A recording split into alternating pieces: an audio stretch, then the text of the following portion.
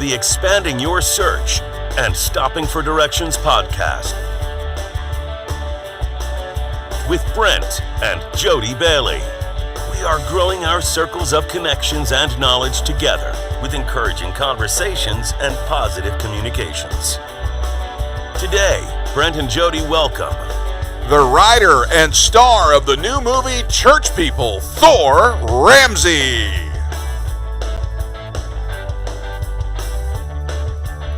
And now, Brent and Jody Bailey. Hey everybody, welcome to Expanding Your Search and Stopping for Directions. It's Friday! Woo! Man, welcome to the show, everybody. It's going to be a great day today. We have got a full, and I mean full show for you. It's going to be awesome. I have got the writer, producer, and star of the brand new movie Church People. Thor Ramsey is going to be with us here in just a few minutes. That's right, folks. The God of Thunder is going to be here. No, he is really just an outstanding guy.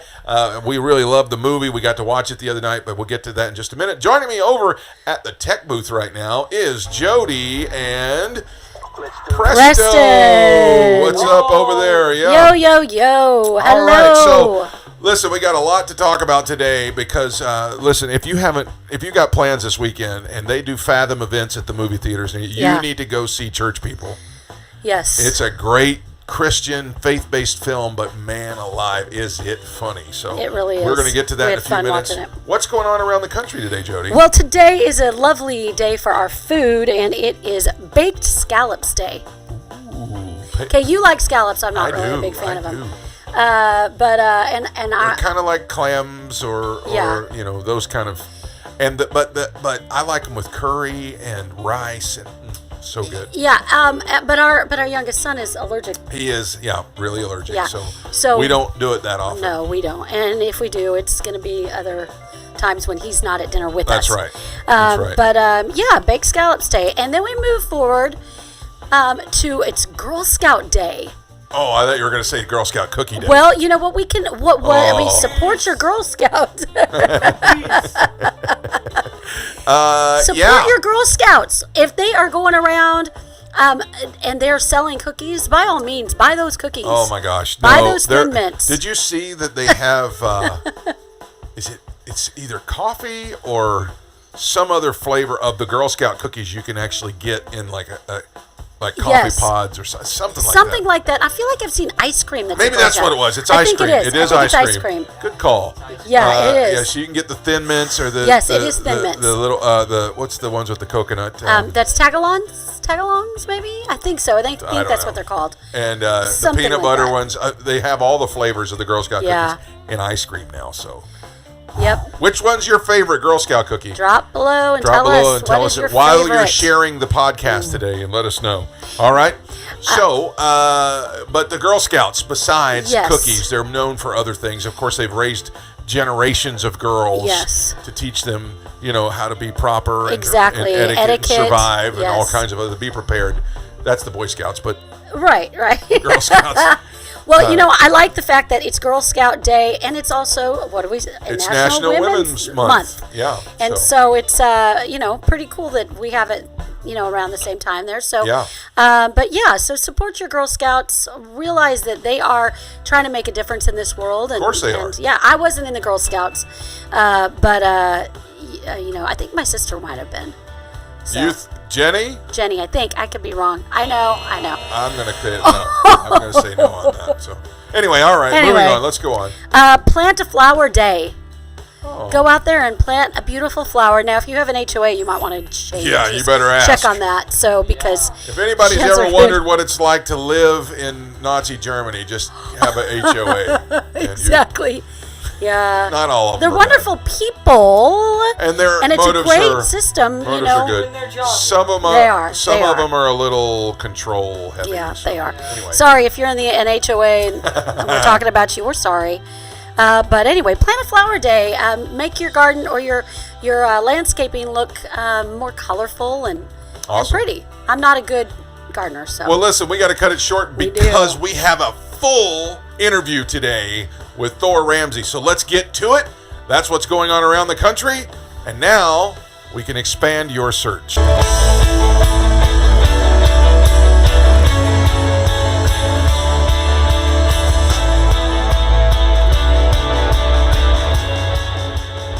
I'm so excited to be talking about the brand new movie that's coming out this weekend in select theaters across the country through Fathom Events. It's something called Church People. And folks, I had the pleasure of watching this movie on Tuesday, and I laughed so hard while I was screening this movie. It is a great film. It's the story of America's youth pastor finding his way back to the Lord, and as soon as he starts to do that, his church just decides they're going to lose all sense of normality for Easter, and he has to kind of navigate those waters while he's going through some personal issues himself. And the way the story's told, it is hilarious. So before we bring out our guest today, let's take a look at the trailer. I told you if we broke attendance records, I'd get the church logo tattooed on my arm.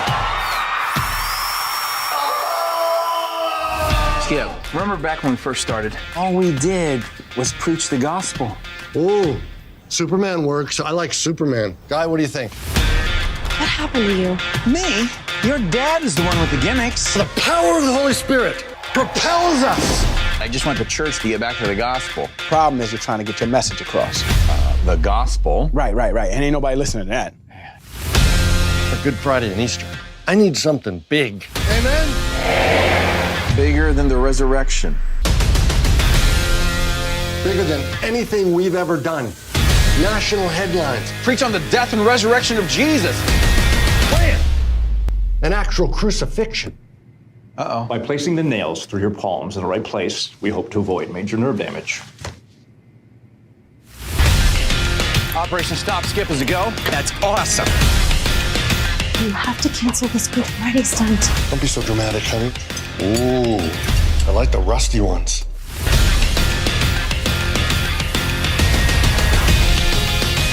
What are you gonna do? I told him he's insane. Been praying for you about that toe fungus. This could be beneficial for all parties involved. We foster a yes environment here.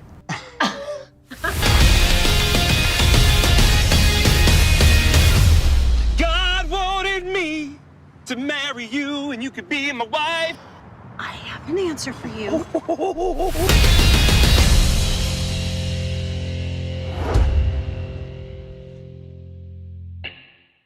So I'm so excited to have America's youth pastor, the star of the show, Thor Ramsey, with me today. He wrote Church People, and where he stars the lead character named Guy. He is a stand-up comedian. He has been on such things as Thou Shalt Laugh. He's also a pastor of a church. He became the host of a TV show called Bananas that was picked up by Sony Television. He was watched by mostly 12-year-olds, but it was hilarious at the same time. He has produced some comedy series, including Comedy at Large with Thor Ramsey. He has been all over the place. You're going to recognize his face immediately. I'm so excited to have on the program today Thor Ramsey, everybody. Hey, Thor, thanks so much for Good being to be here. with you. Thanks for having me. Oh, man, I was first introduced to you on the Thou Shalt Laugh DVD. I was a youth pastor myself in those days at a mega church, and we used to sell those.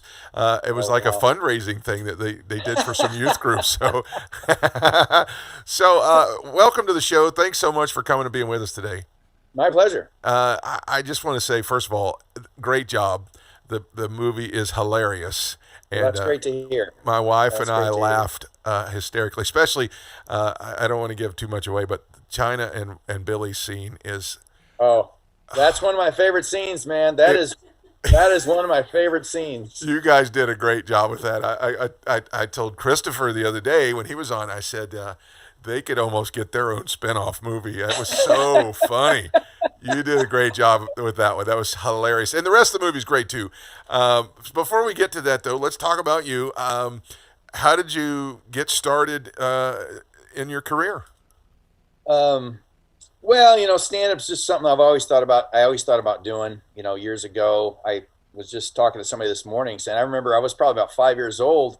I used to sneak out of bed and come downstairs, and my dad would be watching The Tonight Show with Johnny Carson. He would let me sit on his lap, and during The Tonight Show, they always brought out a stand-up comedian, and I didn't really understand what it was as a kid, but there was just this lone individual under the spotlight, and people were laughing, enjoying themselves, and that just, I was attracted to that. So stand-up is just something that's always been on my radar, and eventually, when I was a senior in high school, I had a friend who came to me, and she said, I dreamt you were on The Tonight Show last night. And she goes, you had a good set. And then years later, I found myself as an operations supervisor of a trucking company. And I figured, if you're not going to follow your own dreams, you might as well follow somebody else's. So I eventually quit that job when they fired me, and found my way to a comedy club stage. And that's pretty much, that began my career as a stand-up. I know so many folks, friends of mine that are in ministry that actually did do stand up as well, and it's amazing how those two things work hand in hand sometimes. I've said before that most stand-up comedians are just preachers who haven't answered their call. I could not agree with that statement anymore. If you listen to Chris Rock, he's preaching. He is. It might be a different gospel, but he's preaching. It's so true. It's so true. Now, you also pastor a church as well, right? I do now, yeah. I'm a church planter. So we've been we're 5 years old, but it's almost like year one again with COVID. So It's like rebooting. So all that to say, I have a real heart for the subject matter of this movie, of course, which is the church and the gospel. Yeah. So let's get into it. The question that Christopher told me to ask you was, how did this whole thing start? How this whole thing with church people? Yeah, so you go back to about, because this is about, as every movie is, it's 10 years in the making. But you go back to about 2008. I had written a couple of screenplays that were comedies, just straight, general market comedies, and I was working on a screenplay. I just started a screenplay called Youth Group, which is what Church People became, about a youth pastor in crisis. And I had about 30 pages of it. And I was monitoring independent movies because I just wanted to get the movie made, so I was, monitoring independent features. And Jon Favreau, whom people might know from, he's the writer and creator of The Mandalorian, and then Iron Man, Friends. He's done all kinds of things. He's also an actor. Yeah, he plays Happy in Iron Man. He played Rudy's big frumpy friend in the movie Rudy. But in about 2008, he wrote and directed and starred in a movie called Swingers. Yep. Which is about a guy whose girlfriend dumps him, and then it's about his buddies trying to help him get over it. And it was it was only made for $200,000, and it made like $4 million at the box office. But that movie, I liked the tone of that movie, so I tried to take that tone, and that was the model I was using in terms of the tone when I started writing Youth Group. And then this is back when I had a career I cared about. I had a meeting with Sony Faith, I think they were called back then. Now I think they're called Sony Affirm. But I went in and I had 2-minute pitches all prepared for these finished screenplays I had. But again, they were just general market screenplays. And I the night before, I went out to dinner with some friends and practiced my pitches on them. And then I was really prepared for the meeting. And I got there and I pitched them these two that I think are just brilliant ideas for comedies. And they're like, we want a faith-based movie. Did you prepare for this meeting at all? It's Sony Faith. We want a movie about faith. What do you got?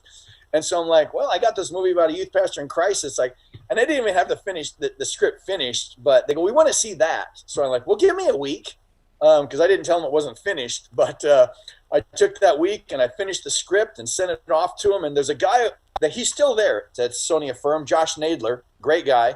Josh called me up on the phone and gave me notes on the script. And he did this 5 times. So he gave me notes on 5 rewrites. And then at one point he said, what your screenplay needs right now to bring all the characters together is you need a big idea, something to bring them all together. I'm like, okay.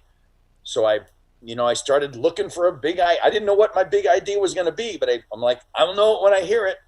Well, a friend who's a church planter first church plant I was ever involved with, but he called me up and he goes, "You're not going to believe what this church is doing on Good Friday." I'm like, "What are they doing?" This is him. This is me. What are they doing? He goes, "They're crucifying a human being on Good Friday." There's no way. Like, yes, I'm looking at their social media page. And so we investigated, and it turned out to be false. He misunderstood their ad campaign. They were doing a passion play, but it was going to be really graphic. And so they were warning everyone about how graphic this passion play was going to be.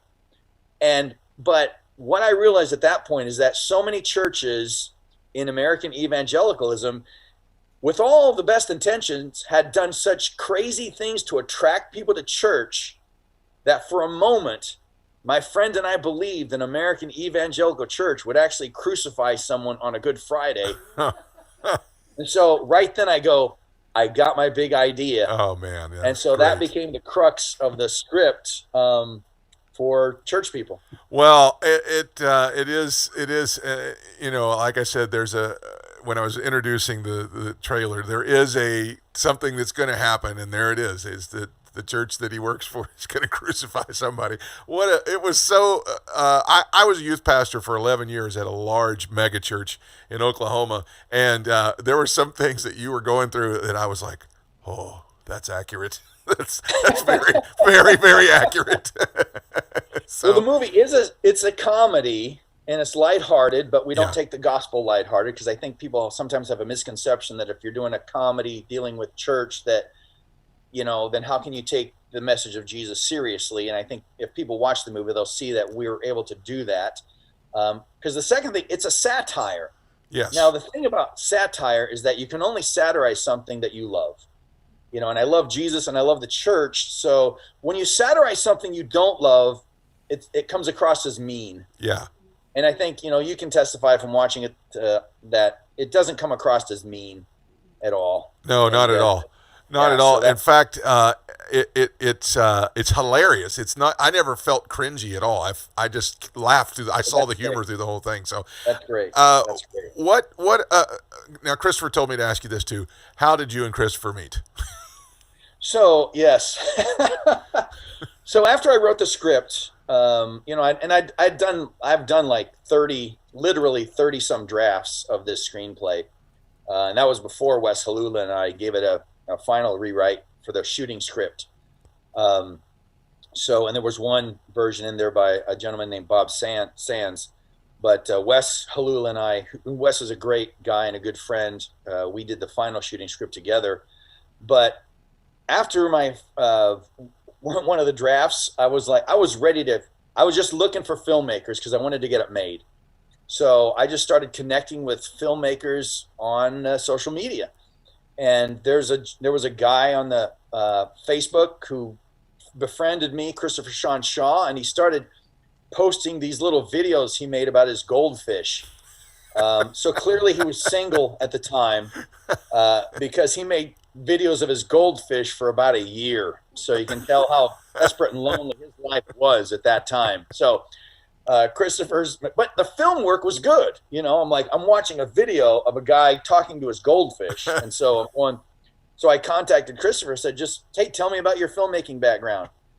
And so that week he was just putting together a team for the 168 Film Festival and said, "Hey, you want to be a part of a film festival?" And I was like, it was local in Los Angeles. So I'm like, yeah. So we collaborated on our first short film called Skip Listening, which I actually have a feature-length script for now that we want to try to get produced someday. But people can actually see Skip Listening. I think if they just go to YouTube and put in Skip Listening, Thor Ramsey, they should find that 10-minute film. And now we've probably done about a half dozen short films like that before we did Church People. So we've been working together for years now. Wow. before we collaborated on Church People. So we have a great working relationship. It's great to have capitalized on his loneliness at home by himself. Yeah. Well, he's married now. Yeah, of so- course, and he told us yeah. that about his wife and married daughter and their dog, I think. So, So all right, the goldfish died. Put it that way. Yeah. he replaced him with a dog. So, all right. So, what kind of message do you think that this movie is going to resonate the most with the folks that are going to see it? Well, I mean, and I always say this, like, I don't begin a screenplay or a novel or anything with what do I want to say. I always begin it with what's the story. And because it's like you have to tell a good story, because that's really what, whether you're writing a novel or doing a screenplay or writing a screenplay, it's about the story. And if you don't begin with the story, then the movie's going to feel like a sermon put to film. It's going to feel like an illustrated sermon, and that's what you don't want. Because if you're a Christian and you're working on a good story, your Christian worldview should come out. Yeah. Now, I tell people who want to be in filmmaking or any kind of the arts, you've got to get grounded theologically, my friend, because the arts tend to liberalize, and too many Christian artists, whether they're singers or filmmakers, tend to get a little loosey-goosey theologically, really because they weren't grounded theologically to begin with. So if you want a message in your movie, and every movie has a message, I don't care who you are, your movie has a message, whether you're a Christian or not. It's getting a good message, a message that's true or a message that's false, something. But Christian filmmakers need to be grounded theologically. And then if you work on the story, your worldview will come out. So I didn't begin this with what do I want to say. I began it with the story and what I wanted to satirize. Now, the subject is serious, though. It's in terms of there were two books that really informed me and helped the theme, I will say, of the movie. Once I knew the theme, and I always plug those books because, again, if pastors want to, if you want to show the movie and then have some sort of deep discussion afterwards, these are great places to springboard from. But one book is by a gentleman named David F. Wells. It's called The Courage to be Protestant. I'm writing it down. Which deals with this idea that what you attract people with as a church is what you have to keep them with. Good. So if you attract people with a big show, like, hey, this Sunday we're giving away a Walkman, or what? I don't know if Walkmans exist anymore, but that's how old I am. I was going to say, how old are you? we're giving away a listening device, whatever it is. But then the next Sunday we're giving away a flat screen TV, and now we're giving away a car. The point is, it has to keep growing. And now we're giving away, a vacation to Cancun, Mexico, and now we're you hit a glass ceiling. Yeah. And I think you've probably, if you've been part of a mega church, and they do it with the best of intentions. Sure. Is the point. But the idea is, making Sunday a big positive show. We're doing a 4-week series. It's the best we've ever done. And then after that, we're doing a 4-week series. It's the best we've ever done. And then it's the best we've ever, it's always the best we've ever done. But after a while, people start to feel like they've hit a ceiling. Yeah. And I think a lot of churchgoers, now this is why I think the average evangelical changes churches every 7 years. Because they internally, they might not be able to verbalize it, but they sense that it just feels the same. Yeah. And they've been fed, in my opinion, they've been fed a false view of the Christian life in the church. Sure. Because part of it is, part of the point of the movie is, the people have not changed.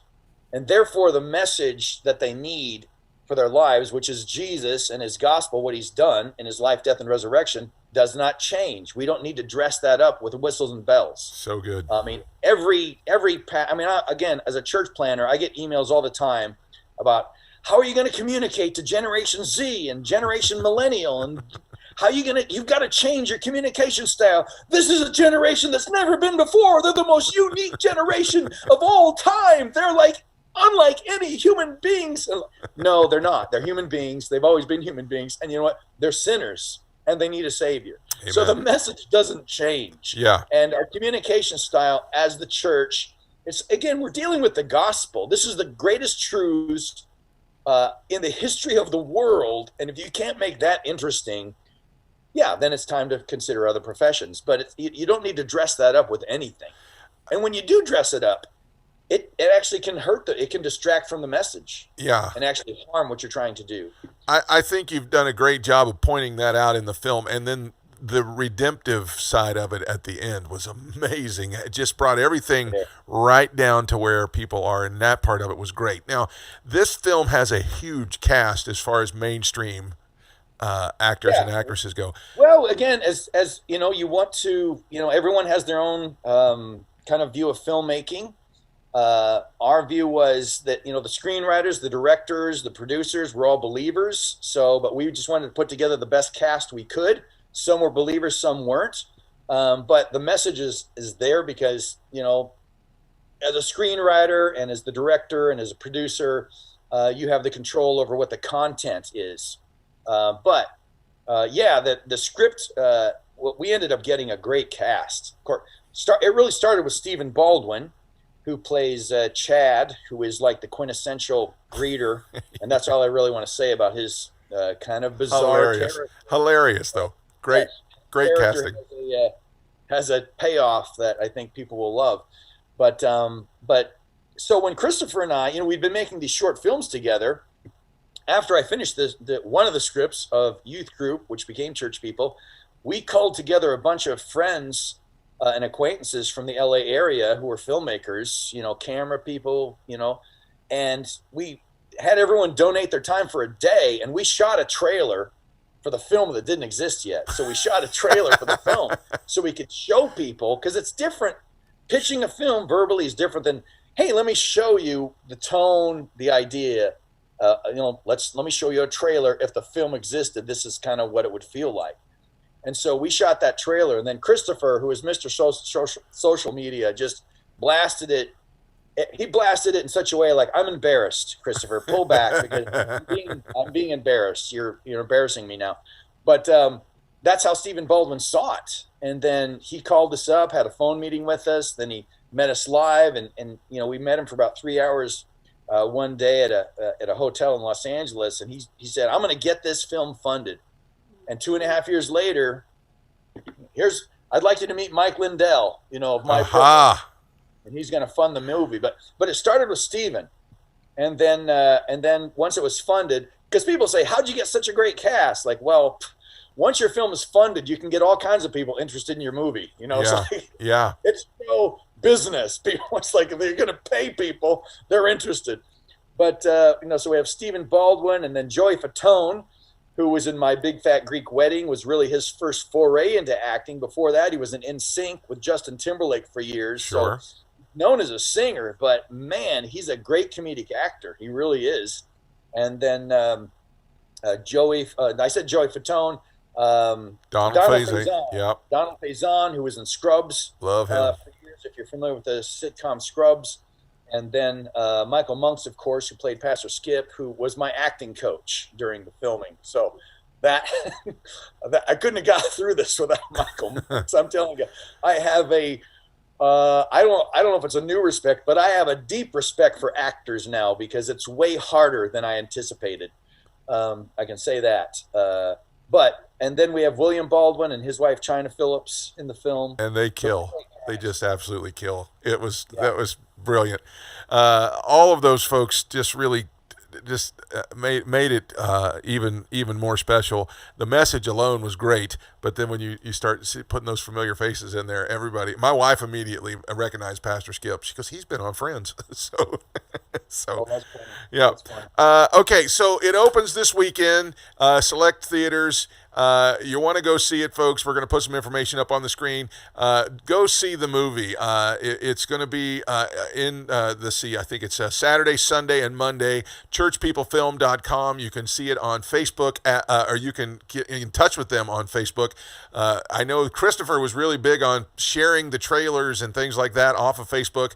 So it's at Church People Movie. Go by and give it a like and share. The other thing I would tell people is that if you go to churchpeoplefilm.com and sign up there with your email, if it's, and it depends on what area you're in, because I know with the lockdown, like I know what theaters it would be in here because it's advertised, but the theater's not open because it's California.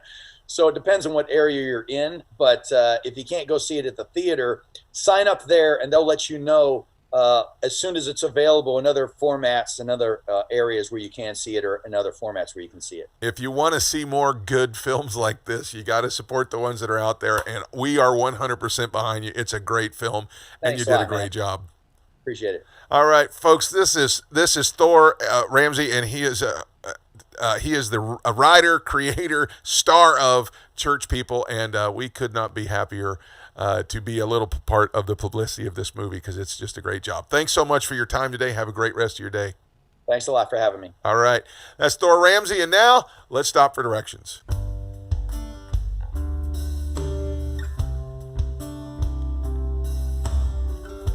Whenever you think about a hilarious movie like this, you're grateful to see such quality come out with famous people attached to it. But at the same time, this movie covers where we as believers are supposed to place our hope. And the hope for the characters in the movie is the same for the hope like us. As great as the cast is, this movie is also just another vehicle for the message. What message is that? In Romans chapter 5, verse number 8, we see it in a snapshot. It is, in our sinfulness, we deserved death, hell, and the grave.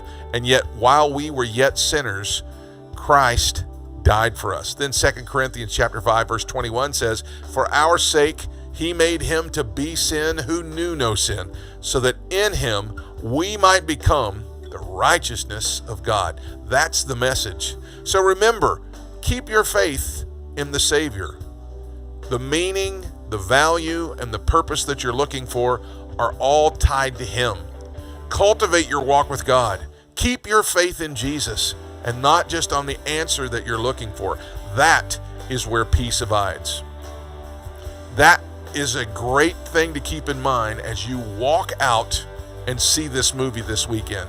As great as that is, it is just giving you another version of the message of a Savior who came and died for you. That's going to wrap it up for the show today. I'm so grateful to Jody and Preston for doing a great job over there at the tech booth. Big thanks and prayers to Thor Ramsey and the cast of Church People the movie. It premieres this Saturday, Sunday, and Monday through Fathom Events at a theater near you. Please go see this film. It's really good. Until next time, I hope you found what you were looking for as you took the time today to expand your search and stop for directions. Have a great day, everybody. Thanks for joining us today. Connect with us on @ExpandingYourSearch on Facebook and Instagram, and @ExpandingSearch on Twitter. Relive any of our episodes on YouTube.